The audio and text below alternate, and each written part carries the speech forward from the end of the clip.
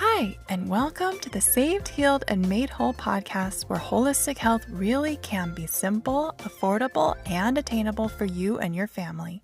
I am your host, Kayla J. Esteban. I am a biblical naturopathic doctor at Sozo Holistic Healing, where I work with natural-minded moms to find healing in mind, body, and spirit. So go grab your favorite cup of herbal tea, take a deep, relaxing breath, and we'll get started. Today, I wanted to talk about this verse from Philippians. It's chapter 1, verse 6. And it goes that he who began a good work in you will complete it until the day of Jesus Christ. And this verse really speaks to me because it seems like more and more I'm seeing people becoming jaded with this idea of like resolutions or goals or personal development or things like that. And I can see a big part of this thinking coming from our culture of fear of shame. And for some reason, it seems like we've almost become allergic to shame.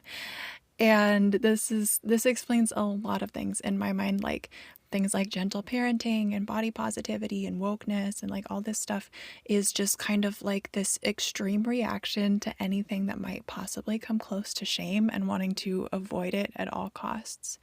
And maybe that like this is fair, to be honest. Like, maybe some of us have come from a family who shamed us. Maybe we were treated very unfairly. Maybe people got bullied in school or things like that, that we grew up and developed a sensitivity in a good way of just not wanting other people to experience that shame that we felt. And so, to be clear, I'm not supporting shame by any means. I'm not one of those like just look it up kind of people that like but I don't want to feel shame just as much as the next person, and I don't want anything that I say in this episode to cause anyone to feel shame. Partly the biggest reason is because shame puts the body at one of the lowest frequencies. So if you're familiar with like science and the vibration of the body when we're feeling positive emotions like joy and gratitude and authenticity, our body vibrates at a very high frequency, and that is a state of good health for us. And when we're feeling things like depression or shame or fear, shame is one of the lowest frequencies, and so this can contribute to a lot of health issues if we are living in chronic shame. So I don't want shame, and I don't want anybody else to feel shame necessarily. But I did want to kind of highlight this big difference that I see, because I think some of the things that we call shame or identify as shame are not necessarily shame or not necessarily a bad thing in the way that shame is, because I see a really big difference between shame and what I would call conviction. So shame says, regardless of what I said or did or whatever my intention was, there's something wrong with me. Like I did something and it has affected my identity. Conviction says that I did something wrong and I need to change it, but I made a mistake and I don't want to be harming myself or other people. I need to change my ways so that I can be doing what's right, but I'm still at my core the same person regardless of the things that I may have done wrong. And just this idea that if I need changing, something must be wrong with me is like what shame is, that mentality around shame. Like if with conviction, if I do something wrong, it's just that I did something wrong. There's nothing wrong with me. I'm not a bad person, you know. But it does mean that I do need to put in this effort to change.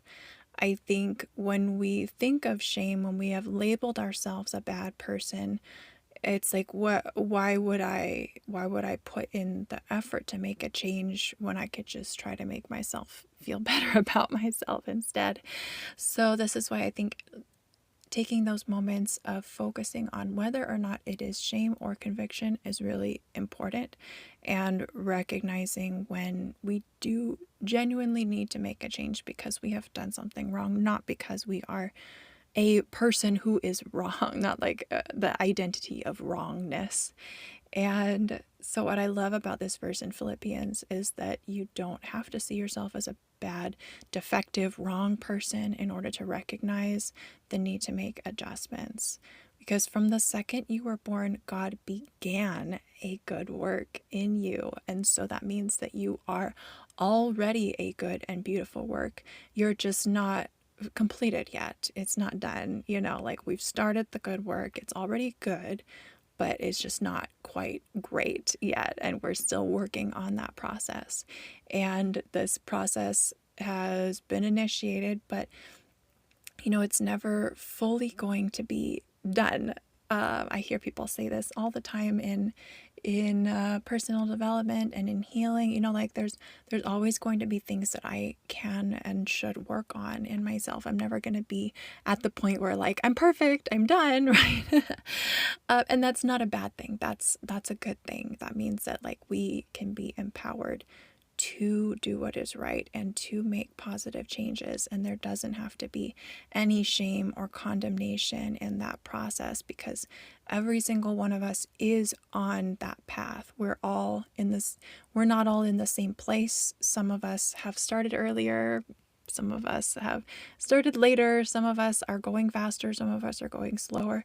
And we can't necessarily judge anybody else for the timing of their journey, right? Because everybody is just different.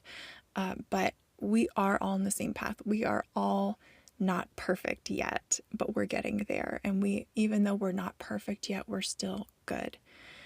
And what I do see, I did just want to say a little bit about the speed of things. The one thing that I do really see that helps with the speed, if you feel like you are having a hard time progressing or moving forward, one of the biggest things that I have seen is the willingness to change.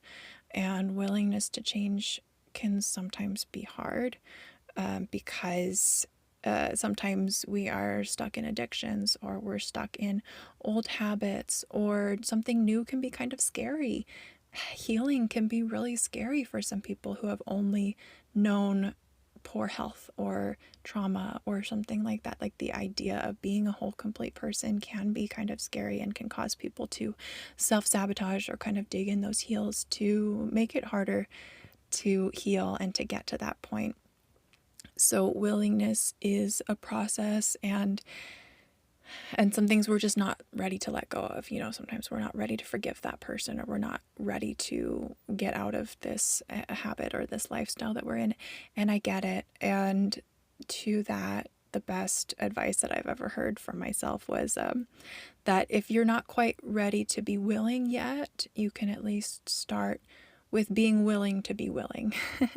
If you can at least be open to the idea of becoming willing, that's the first place to start. And remembering that at the end of the day, it is not us that does the changing. We do not have to do this by ourselves. It is God that changes us and moves life around us to teach us things and to help mold and shape us so that we can change. The only thing that we really need to do is to just be willing to just show up, be willing to put in the work, to ask for forgiveness, to set up new habits, to try to be consistent and have perseverance and things like that. Because this beautiful and good work deserves to be well taken care of. We need to put good things into our bodies and into our lives. We need to be avoiding unhealthy things wherever we can, and just, trusting in God to take care of the rest. And that is such a huge relief to me, that I don't have to have all the answers. I don't have to have everything all figured out. It can be in God's hands, and that can be scary sometimes to give up that control. But as I have practiced that habit, it has become much more of a relief than a fear.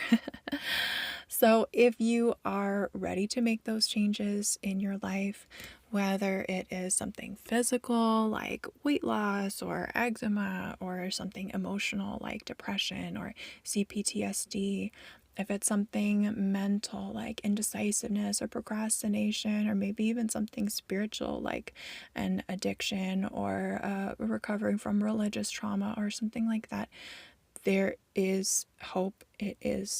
Things are always I don't want to use the word fixable. That's I'm not a fan. Things are always healable, I guess you could say. And I was just actually telling a client the other day that I am not here to fix anybody. What I do is to basically just clear out the clutter, get rid of some of that emotional baggage, make the way straight. A lot of times when people are having a hard time moving forward and progressing and healing, it can kind of feel like trying to drive with your parking brake on, like you want to be there, but you just can't.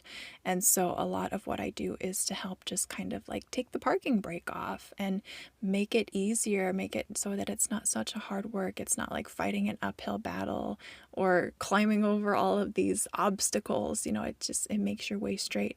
And it's not me that does it. To me, it is that partnership. It is that work with God working through me, with the people that I work with. And that to me is the best, most effective way I have ever seen people heal and change. If I knew of a better way to work with people, I would be doing it. But I already know that my own strength and my own intelligence and my own past experiences and studying all of these things is a good place to start, but it has not been enough to help people heal. I 100% need God to be doing the work with me to through me to be changing and helping this person heal. So you do not need to be fixed. I want to just keep saying that over and over again. You don't need to be fixed because you are already a beautiful soul that's just had some things happen to you, and that's made it harder for you to show up as the best version of yourself. But that best version of yourself is still inside you. We just need to like peel off the layers of the onion, clean the stuff out, bring out that best version of yourself. So if that sounds really great to you, if you would like to work with me in bringing out that best version of yourself, or maybe if just kind of piqued your interest today and you still have some more questions, everything that you need is in the show notes for details of how you can contact me. You can set up a free discovery call if you still have some more things that you'd like to ask, or if you're ready, you can also contact me to book your first session. There are also some links where you can take a look around my website and social media for some more information if you just want to check out some content. I also have a little free refresh challenge there for you. And thank you very much for joining me today. I will see you next time.